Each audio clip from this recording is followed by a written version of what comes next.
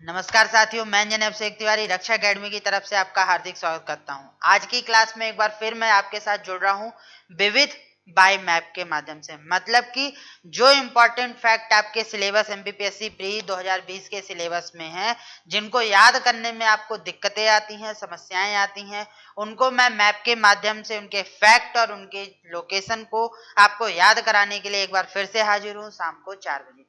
जैसे कि हम रोज मिलते हैं और रोज नई नई चीजों को सीखते हैं, समझते हैं। कुछ कारणोंवश पुरानी जो क्लासेस थी, इसमें से एक क्लासेस को क्या किया गया है, जैसे प्रमुख अंतरिक्ष संस्थान जो गलत हो चुकी थी उसको हटा दिया गया है। उसकी नई क्लास इस परमाणु अनुसंधान के बाद वो जो अगली क्लास आएगी वो परमाणु अंतरिक्ष केंद्र अंतरिक्ष केंद्र, प्रमुख अंतरिक्ष केंद्र की आएगी और उस पर हम डिस्कशन करेंगे। आज हम जानेंगे परमाणु अनुसंधान केंद्र, जो कि आपके यूनिट 7 का एक महत्वपूर्ण भाग है। उस पे पूछा जाता है। जैसे यूनिट 7 का जो सिलेबस देखोगे तो आप पे लिखा होगा प्रमुख वैज्ञानिक संस्थान। तो उस प्रमुख वैज्ञानिक संस्थान में आपसे परमाणु संस्थान भी पूछेगा। तो उस परमाणु संस्थान के कुछ फैक्ट्स भी आज हम की क्लास में हम देखेंगे। उसके साथ साथ हम उसके मैप में भी समझेंगे कि वो प्रमुख संस्थान उस मैप में कहां-कहां, मतलब इंडिया में कहां-कहां पर लोकेटेड है और किस तरीके से हमें याद करना है और समझना है। और जितना भी मैं विविध आपको मैप के माध्यम से करा रहा हूं, वो आपकी पूरी यूनिट 10 में, पूरी जो 10 यूनिट है, उन 10 यूनिट में जो भी ऐसी चीजें हैं जो मैप के द्वारा याद कराई जा सकती हैं, उन सभी को मैप और फैक्ट के साथ में शाम को 4 बजे लेकर आऊंगा। उसके अलावा मेरा जो ऑनलाइन कोर्स सूचना एवं संचार प्रौद्योगिकी जो मैं आपको पढ़ा रहा हूं, उसका मैंने एक स्पेशल कोर्स भी निकाल दिया है 999 में, जिसमें पूरी कंप्लीट यूनिट 9 है और उसके साथ उसके 2000 प्लस एमसीक्यू भी उसमें अपडेट किए जाएंगे।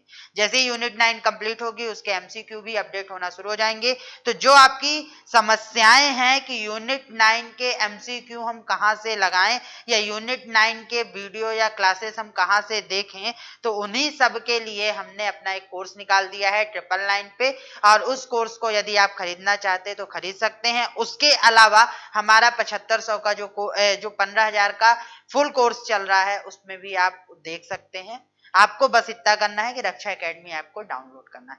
चलिए, हम जहां चल रहे थे, जिस पर बात कर रहे थे, उस पर बात करते हैं, क्योंकि फिर आप क्या करते हो, वीडियो को छोड़कर चले जाते हो। तो चलते हैं यूनिट 7 में और आज फिर समझते हैं भारत के प्रमुख कौन से परमाणु अनुसंधान केंद्र और उनसे जुड़े हुए तथ्य के बारे में कि कौन सा संस्थान ऐसा है कि वो कब बनाया गया, किस जगह पर है और किस काम के लिए प्रयुक्त किया जाता है। ये क्लास थोड़ा सा लंबी होगी क्योंकि इसमें हम फैक्ट भी देखेंगे, मैप भी देखेंगे। तो चलते हैं अब मैप की तरफ और मैप की तरफ चलकर देखते हैं कि क्या क्या चीजें अपने को पढ़नी है, समझनी है और जाननी है। तो आगे बढ़ते हैं। 1 minute, just a second, map को फुल में कर दूं जिससे आपको अच्छे से दिखे। और मैप को पढ़ने से पहले हम क्या करते हैं, हम मैप को 4 भागों में डिवाइड करते हैं, जैसा हर बार मैं आपको सिखाता हूं, पढ़ाता हूं, बताता हूं और याद दिलाता हूं। तो 4 भागों में आपको मैंने इस मैप को बांट दिया और बांटने के बाद 4 भाग बांटना मतलब 4 डायरेक्शन पे डिवाइड करना। और उन 4 डायरेक्शन पे जब डिवाइड करते हो तो ऊपर होता है नॉर्थ, नीचे होता है साउथ, इधर होता है ईस्ट, इधर होता है वेस्ट। उसके बाद मैंने क्या बोला था कि जब भी आप पढ़ोगे तो इसको कैसे पढ़ोगे, इसको क्लॉकवाइज पढ़ोगे। क्यों पढ़ोगे, बार बार बता चुका कि हम बचपन से जो घड़ी मिलाते हैं वो कैसी मिलाते हैं, क्लॉकवाइज मिलाते हैं। तो यहाँ पर भी जो मैप पढ़ेंगे वो कैसा पढ़ेंगे, हम क्लॉकवाइज मैप पढ़ेंगे। अब चलते हैं, एक एक लोकेशन को देखते हैं। और आज जो व्यक्ति नया जुड़ रहा है वो चैनल को सब्सक्राइब कर ले, क्योंकि हमारी एमपीपीएससी 2020 के लिए बहुत सारी क्लासेस आ रही हैं, रेगुलर बेसिस पे चल रही हैं। उसके अलावा यदि आपने वीडियो को, हमें मेरी क्लासेस पसंद आती हैं तो लाइक करना बिल्कुल भी मत भूलिएगा। तीसरा, शेयर करना मत भूलिएगा। और अगर आपको ये सुंदर सा अच्छा सा मैप चाहिए तो रक्षा एकेडमी का ऐप डाउनलोड कर लीजिए।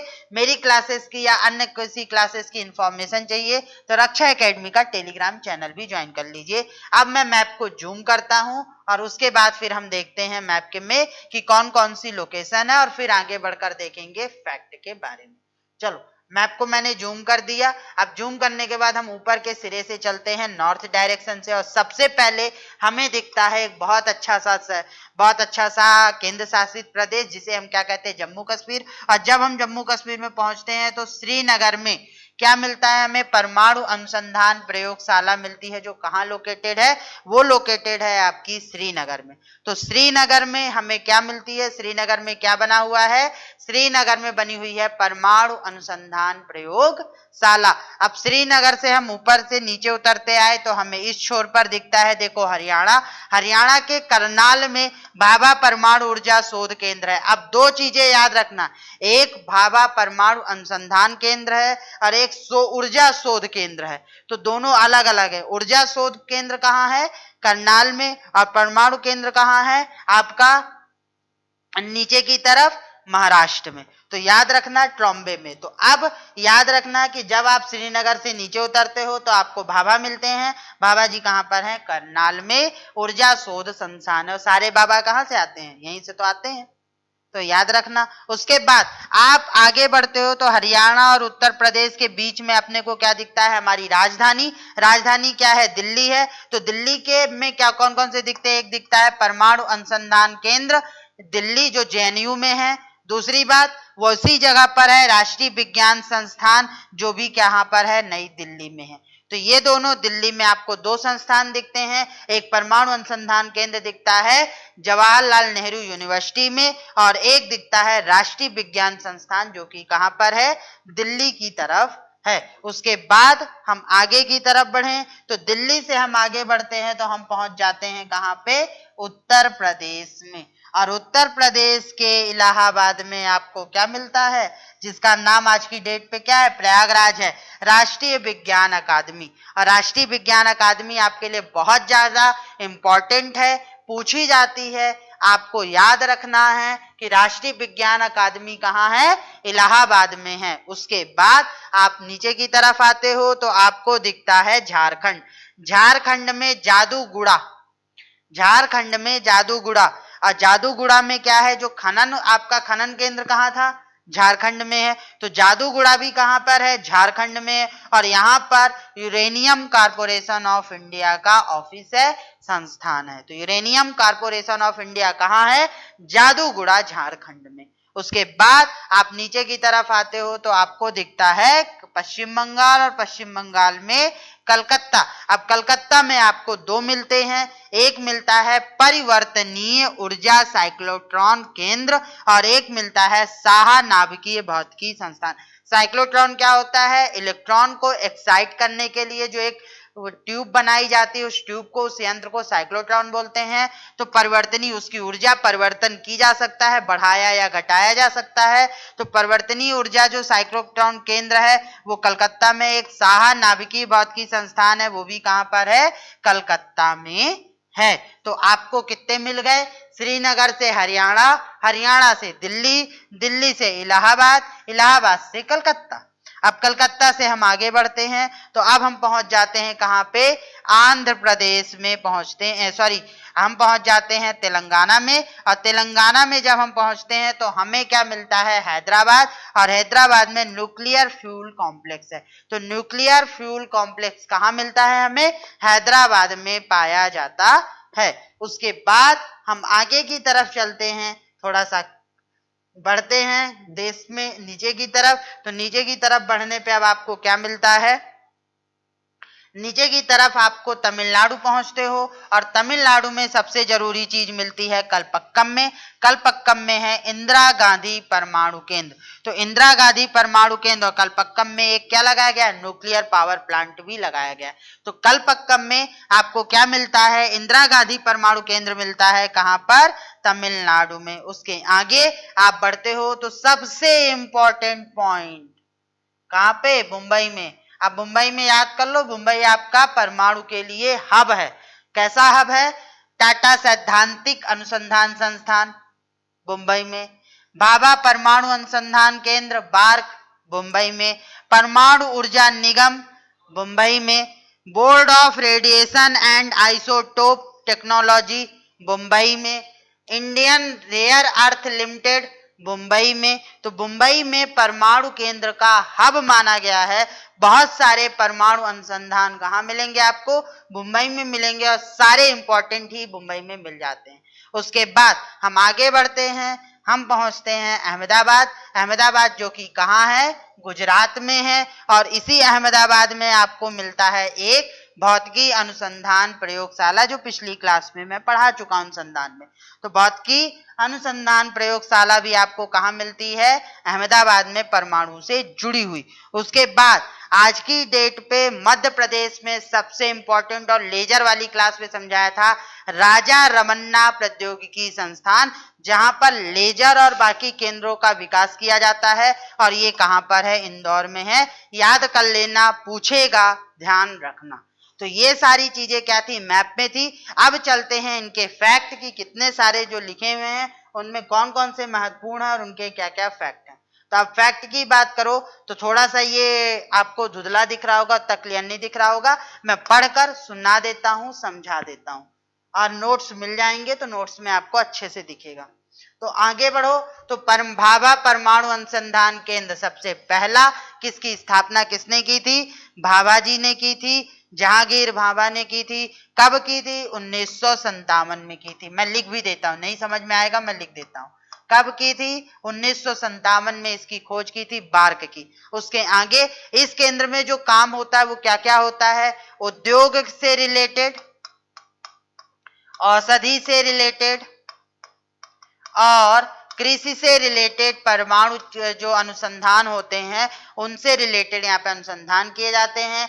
रेडियो आइसोटोप बनाए जाते हैं जिनका हम चिकित्सा में प्रयोग कर सकें। उसके अलावा यहाँ पर कनाडा के सहयोग से एक साइरस तापीय रिएक्टर भी लगाया गया है। कौन सा रिएक्टर? साइरस तापीय रिएक्टर। जानता हूं चीजें थोड़ी सी धुंधली दिखेंगी, परेशान मत होना, नोट्स मिल जाएंगे।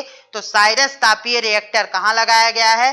कनाडा के सहयोग से। क्वेश्चन आ चुका है कि बार्क में किस देश की सहायता से साइरस रिएक्टर लगाया गया है, जिसका मुख्य उद्देश्य, अब इस रिएक्टर को लगाने का उद्देश्य क्या था? इस रिएक्टर को लगाने का उद्देश्य पढ़ लो, समझ लो। तो यहाँ पर दो रिएक्टर लगे हुए, एक साइरस लगा हुआ है, एक ध्रुव लगा हुआ है। तो साइरस को किसने बनाया है? कनाडा के सहयोग से लगाया गया है। अब इसका उद्देश्य क्या है? इसका मुख्य उद्देश्य समस्थानिकों का उत्पादन एवं उनके प्रयोग को प्रोत्साहित करना। तो जो रेडियो आइसोटोप होते हैं उनका उत्पादन करना, उन पे रिसर्च करना, उसके लिए इसका प्रयोग होता है। और एक लगा हुआ है ध्रुव रिएक्टर। अब ध्रुव रिएक्टर का काम क्या है? ये रेडियो समस्थानिक को, रेडियो आइसोटोप को बनाता है और परमाणु प्रौद्योगिकी एवं पदार्थों पर शोध के लिए कार्य करता है। तो ध्रुव रिएक्टर और साइरस रिएक्टर दो लगे हैं बार्क में। साइरस को किसके लिए लगाया गया है? साइरस को लगाया गया है आपके कनाडा की सहयोग से। उसके बाद हम आगे बढ़ते हैं। आगे बढ़ने पे हमें 1964 में बार्क में ही गैलियम आर्सेनिक अर्धचालक लेजर का प्रयोग किया गया था। और इसको मैंने कहाँ पढ़ाया था? भारत में लेजर प्रौद्योगिकी जब पढ़ा रहा था लेजर वाली क्लास में, तो उस पर पढ़ाया था। अगला कौन सा है? इंदिरा गांधी परमाणु अनुसंधान केंद्र। ये कहां पर है? इंदिरा गांधी परमाणु अनुसंधान केंद्र कहां पर मिलता है? ये मिलता है कलपक्कम में। जहां पर ये क्यों इतना ज्यादा है? जो साइरस और ध्रुव के कारण कौन सा प्रसिद्ध था? बार्क। और लेजर डिजाइन करने के कारण प्रसिद्ध था।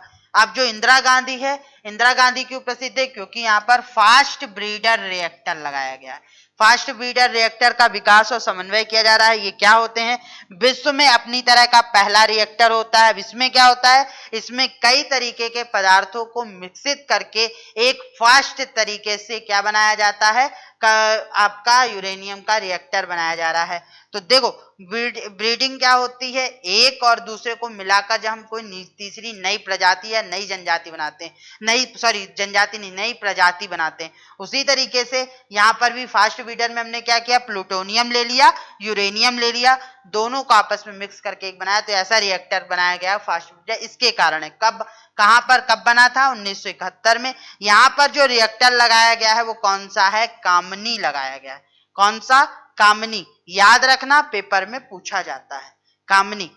अब उसके बाद सबसे महत्वपूर्ण और भी है, वो कौन सा है, Raja Ramanna centre for advance technology, जिसे उच्च प्रौद्योगिकी केंद्र के नाम से भी जाना जाता है। यहाँ पर इसको भी स्थापित किया गया 1984 में। कहाँ, इंदौर मध्य प्रदेश में। और यहाँ पर सबसे अच्छा काम क्या होता है, लेजर और उसके तर्कों को प्रौद्योगिकी का विकास करना। तो यहाँ पे लेजर का जो विकास होता है भारत में, वो इंदौर के राजा रमन्ना प्रौद्योगिकी सेंटर में होता है। ये मैंने लेजर में भी पढ़ाया था, समझाया था।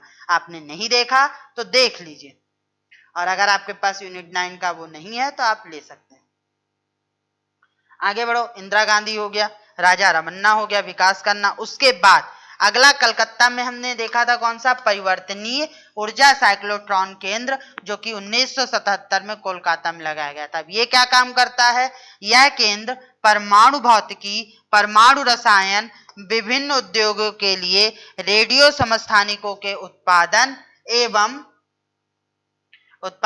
एवं रिएक्टरों को विभिन्न स्तरों में होने वाली क्षति को उच्च अध्ययन का राष्ट्रीय केंद्र, मतलब उत्पादन करना, रिएक्टरों पर रिसर्च करना और नए तरीके के रिएक्टर डिजाइन करने वाला एक सेंटर है। उसके बाद आगे की तरफ चलो तो nuclear power corporation of India limited, परमाणु निगम जो होता है, परमाणु केंद्र निगम जो है, वो परमाणु वाला जो केंद्र है, निगम है, उसके लिए ये 1987 में बना था। इस संगठन का मुख्य कार्य देश के परमाणु विद्युत केंद्रों की परिकल्पना करना, संरचना बनाना, संचालन करना होता है। जैसे जब हम देश में कोई भी परमाणु विद्युत केंद्र, अगली क्लास में हम पढ़ाएंगे, इसको भी समझाएंगे कि कहाँ कहाँ पे लगे, तो कहाँ पर लगाए जा सकते हैं, उनको, उनके लिए एक जो टेक्नोलॉजी होती है, टेक्निक विकसित करना, और उसके बाद उनका संचालन करना, ये सब किसका काम होता है, nuclear power corporation of India limited का। फिर उसके बाद अगला चलो तो अगले में आपका जाता है uranium, just a second, nuclear fuel complex. अब न्यूक्लियर फ्यूल कॉम्प्लेक्स कहाँ पढ़ाया था, हैदराबाद में। कब स्थापित हुआ, 1971 में। नाभिकीय ईंधन संबंधित जितने भी कार्य होते हैं वो कहाँ किए जाते हैं, यहीं किए जाते हैं, क्योंकि यहाँ पे लिखा भी हुआ है फूल। उसके बाद आगे बढ़ते हो तो अगला मिलता है कौन सा, board of radiation and isotope technology Mumbai. तो board of radiation and isotope technology Mumbai है, ये कब हुई थी, 1988 में। इस संगठन का मुख्य कार्य रेडियो रसायन से संबंधित विभिन्न रेडियो सक्रिय समस्थानिकों का उत्पादन करना है। तो इसका रेडियो रसायन से रिलेटेड जितनी भी चीजें होती हैं, उनसे रिलेटेड काम करने के लिए इनका प्रयोग किया जाता है। उसके बाद आगे की तरफ बढ़ते हैं, अगला कौन सा है, अगला है uranium corporation of India limited, Jaduguda, Jharkhand. तो जादूगढ़ा, तो इसको कब बनाया गया, 1967 में। इसका काम क्या है, यूरेनियम के पूरे भारत में जहां जहां पे भी आपका क्या है, परमाणु केंद्र लगे हुए हैं, न्यूक्लियर पावर प्लांट लगे हुए हैं, वहां पर यूरेनियम को पहुंचाना और यूरेनियम का उत्पादन करने का काम कौन करता है, ये करता है। उसके बाद अगली जो है वो कौन सा है, Indian rare earth limited Mumbai. तो इसका काम क्या है, इस संगठन का मुख्य कार्य नाभिकीय खनिज कि जो मृदा युक्त मृदा होती है उसका प्रबंधन करना, अनुसंधान करना। तो नाभिकीय से युक्त, जो आपके यूरेनियम से युक्त मृदा होती है उसको प्रबंध करना, फिर उससे यूरेनियम को निकालने का काम किसका होता है, इंडियन रेयर अर्थ लिमिटेड का होता है। तो ये थे क्लास के प्रमुख, आपके भारत के प्रमुख परमाणु अनुसंधान केंद्र और उनकी जानकारी की किसको कब बनाया गया और किस काम के लिए प्रयोग किया गया। ये यूनिट 7 का एक महत्वपूर्ण पार्ट था। हम तैयारी करने के लिए मतलब हम तैयार हैं, आपको हर चीजें जितने भी तरीके से समझाई जा सकती हैं, याद कराई जा सकती हैं, हम करवा रहे हैं। ऑब्जेक्टिव के माध्यम से, मैप के माध्यम से, थ्योरी के माध्यम से, हर तरह से हम आपके साथ जुड़कर आपकी सफलता को पूरा करना चाहते हैं, आपके सपनों को पूरा करना चाहते हैं। बस आपको इतना करना है कि हमारी वीडियो, यदि आप पहली बार चैनल से जुड़ रहे हो तो चैनल को सब्सक्राइब कर लो, यदि वीडियो पसंद आती है तो उसे लाइक करो और ज्यादा से ज्यादा लोगों से शेयर करो, जिससे ज्यादा से ज्यादा लोग इसका फायदा उठा सके। आज की क्लास में इतना ही। नेक्स्ट क्लास में हम मिलेंगे परमाणु के जो न्यूक्लियर पावर प्लांट होते हैं उनके बारे में, कि वो कहाँ कहाँ पर स्थित है और उनसे जुड़े महत्वपूर्ण फैक्ट के साथ। तब तक के लिए पढ़ते रहिए। धन्यवाद।